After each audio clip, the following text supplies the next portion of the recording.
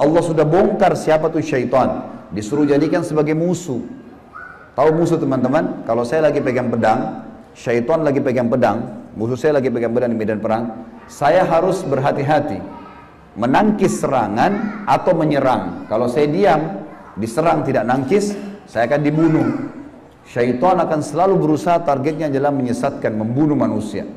Kalau kita lepas misalnya daerah-daerah terbuka sedikit, dibelah sama dia nggak akan coret, dia akan tusuk, berusaha supaya kita mati. Orang dibuat dosa, begitu buat dosa, dibuat putus asa supaya bunuh dirilah dia. Sampai mati. Bagaimana syaitan bisa membunuh anak Adam itu? Memang sudah itu targetnya iblis. Dan iblis ini teman-teman sama dengan Adam. Sekarang kita ini semua anak cucunya Adam. Iblis punya anak cucu sebanyak ini. Kerjanya disesatkan oleh iblis supaya menyesatkan anak Adam. Selalu mereka lakukan itu teman-teman sekalian. Maka Allah mengingatkan kepada kita dengan hati-hati sekali. Ingat, jangan jadikan syaitan itu sebagai teman-teman kalian. Dan perlu teman-teman tahu, jin ini lebih banyak jumlahnya dari manusia ya. Lebih banyak. Iblis tadi yang kita sedang bahas, salah satu dari golongan jin. Jadi ada jin-jin yang lain. Allah ceritakan dalam surah jin khusus. Surah nomor 72 bicara masalah itu. 18 ayat pertama, itu Allah menceritakan tentang masalah adanya jin-jin beriman. Jadi di alam jin ada jihad, ada dakwah. Tetapi kepada syaitan, dan syaitan ini golongan fasik dan golongan kafir dari jin. Ada jin mukmin, ada jin fasik, ada jin kafir, sama manusia. Ada manusia beriman, ini yang beriman manusia, dan jin yang beriman tidak akan interaksi. Kalau golongan fasik dari manusia dan golongan kafir, fasik maksudnya muslim tapi masih banyak dosanya. Di alam jin juga ada jin fasik, muslim tapi banyak dosanya, dan ada kafir. Di alam jin, fasik sama kafir ini namanya syaitan. Jadi semua syaitan pasti jin, tidak semua jin itu syaitan. Bisa ditangkap ini ya? Oke. Ini pemahamannya. Nah, syaitan ini dipimpin oleh iblis. Jadi iblis bukan raja jin, tapi raja syaitan. Teman-teman sekalian, semua syaitan kita disuruh jadikan musuh. Kalau datang, diusir. Kalau kita ganggu syaitan, atau syaitan ganggu kita, kalau kita diganggu oleh syaitan, maaf, bahasanya gini, kalau kita diganggu oleh syaitan, tadi saya keliru ucapinnya, kalau kita diganggu oleh syaitan, kita harus usir. A'udzu billahi minasyaitonir rajim. Mulai ada malas ibadah, mau buat dosa, mau buat zina, a'udzu billahi minasyaitonir rajim. Syaitan lagi datang nih godain. Saya berlindung kepada Allah dari syaitan yang rajim. Rajim itu dirajam, teman-teman.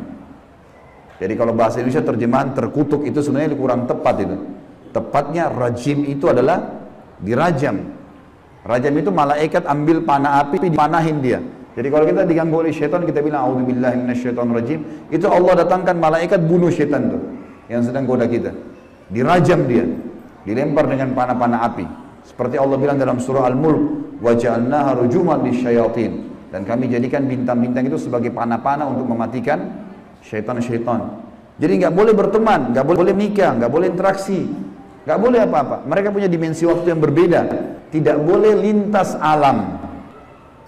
Teman-teman, kita ini manusia. Manusia sudah Allah ciptakan makanan kita. Makanan kita inilah daging, ini ayam, ada sayur-sayuran, ada buah-buahan yang kelihatan depan mata. Yang manusia bisa cocok tanam, bisa ternak, itu makanan kita. Inilah kita, inilah baju kita, inilah penglihatan kita yang kita bisa lihat, inilah bangunan rumah kita dan masjid kita. Ini alam kita teman-teman.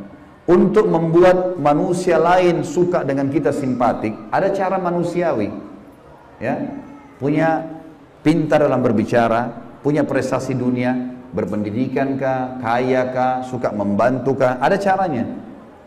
Jangan pindah lintas alam nih. Orang-orang yang jadi dukun, jadi peramal, jadi penyamul, ini lintas alam. Dia pergi ke jin-jin itu, minta tolong. Dan ini tidak boleh. Pindah ke alam mereka tidak boleh. Dilarang sama Allah. Kalau kita pindah ke alam mereka, kita akan ditipu nanti. Kalau jin beriman, tidak akan kerjasama sama manusia. Tapi syaitan ini kerjasama sama manusia. Ingat, kita pemimpin, garis bawahi kalimat ini. Jadi, Orang-orang yang jadi dukun itu kalau mereka pergi ke bersemedi di gua, di pinggir pantai, manggil-manggil wahai dewa, wahai penjaga ini, apalah di Indonesia, ini Roro Kidur lah atau apa semua dipanggil Gondoruo, Tuyul. Ini semua teman-teman bahasa yang diucapkan oleh manusia karena tidak faham kedudukan dia. Dia kalau lagi bersemedi di situ, syaitan yang lewat di sekitar tempat itu muter-muter lihat, ini manusia, ini pemimpin saya ini. Nggak bisa, dia mengalahkan manusia nggak bisa. Syaitan nggak bisa kalahin kita. Syaitan hanya bisa bisik saja, buat jangan gini, cuma begitu, nggak lebih daripada itu. Bapak Ibu sekarang waktu mau kesini tadi ke masjid, mungkin ada syaitan bisikin jauh, keburu nggak ya, dapat tempat atau apalah. Tapi Bapak Ibu tetap jalan. Syaitannya mau buat apa? Nggak bisa buat apa-apa, cuma bisa bisik. Jangan gini, gitu, segala macam. Cuma itu. Manusia kalau bantah, nggak bisa buat apa-apa dia. Nggak bisa syaitan menjelma cekik kita, enggak, kamu harus berzina. Enggak. Syaitan cuma bisik, itu zina, itu perempuan, itu begini. Tapi kalau saya bilang enggak, saya nggak mau. Terus syaitannya buat apa? Nggak bisa buat apa-apa, lemah sekali. Allah bilang inna kaidah syaitani kana dhaifa. Syaitan itu lemah sekali. Kalau ada manusia yang tidak faham tentang kedudukan mereka sebagai khalifah, ditipulah oleh syaitan itu. Sama tadi orang bersemedi itu. Sebenarnya teman-teman sekalian, di muka bumi ini yang mengatur kadar udara oksigen yang kita hirup, populasi manusia, populasi hewan-hewan, kadar panas udara, api, air, segala macam, ini ada malaikat-malaikat. Teman-teman kalau mau baca surah Al-Ma'arij dan surah Al-Buruj, surah nomor 77 dan surah nomor 79, di situ disebutkan panjang lebar tentang tugas-tugas malaikat. Jadi yang urus lautan, urus gunung, urus tumbuh-tumbuhan, semua ini malaikat, makhluknya Allah. Rukun iman kita yang kedua, kita harus yakin mereka ada.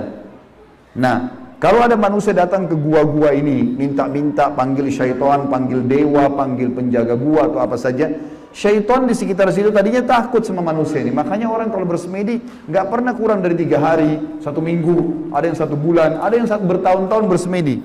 Baru syaitannya keluarin suara tuh. Dilihat orang ini kok bodoh benar, duduk nggak makan, nggak minum. Iya, kamu mau apa? Saya mau ilmu kebal. Lihat, perhatikan syaitan tipu dia. Disuruh makan kotorannya sendiri, disuruh minum darah, disuruh ini, lintas alam lain nih.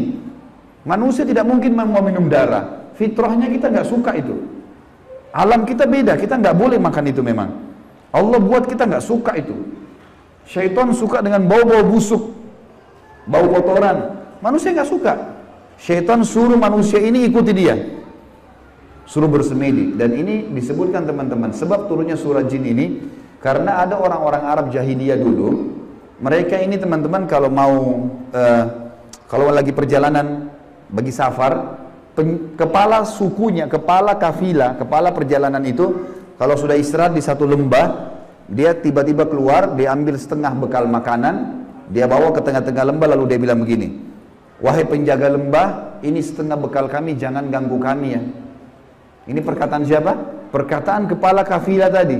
Maka Allah bongkar dalam Al-Quran, dalam surah Jin, Allah katakan 18 ayat pertama diantaranya, fazaduhum rahaqa. Maka syaitan-syaitan di sekitar lembah itu semuanya makin mengerjai mereka, makin jadi tuh.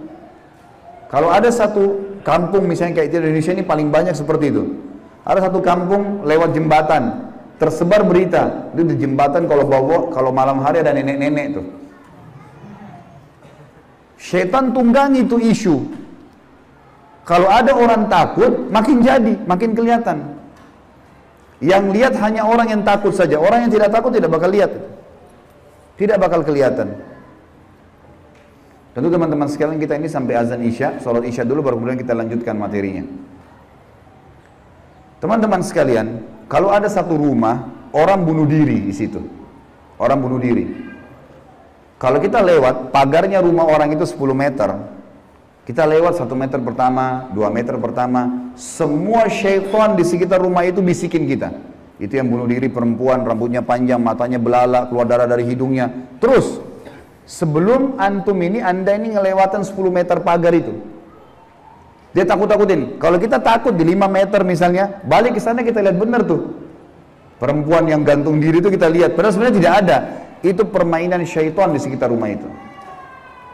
Ini saya bongkar kedoknya biar Bapak Ibu tahu. Jadi syaitan kalau ada di sini marah sama saya, biarin aja dia marah. Karena emang dia begitu kerjain manusia. Dia kerjain manusia. Kalau ada teman kita jalan tanya, kamu takut gak? Kamu lihat gak? Dia bilang enggak, karena dia tidak takut. Kalau dia takut, dia bayangkan nenek-nenek misalnya. Dia lihat nenek-nenek di sana. Jadi orang makin benar, makin tahu tauhid ini, makin tahu kisah awal Nabi Adam, musuh kita syaitan, Allah bilang syaitan itu lemah, tidak bisa buat apa-apa. Ini semua teman-teman sekalian akan membuat seseorang di antara kita jadi kokoh. Jadi tidak mudah tergoda oleh syaitan. Dan ini makna daripada hadis Nabi SAW. Hai Ibnu Khattab, Umar bin Khattab, kalau kau lewat di sebuah lembah, syaitan tahu kau lewat di lembah itu, dia cari lembah lain. Padahal Umar nggak pernah lihat syaitan itu. Syaitan yang lihat Umar. Kok bisa syaitannya takut? Karena tahu kalau Umar ini sudah tahu. Sedikit ada gangguan syaitan, langsung Umar baca, A'udzubillahi minasyaitonirrajim. Berarti Allah utus malaikat bunuh dia. Orang-orang yang takut saja, yang belum faham, baru kemudian dikerjai oleh syaitan itu. Seperti itulah pemahamannya.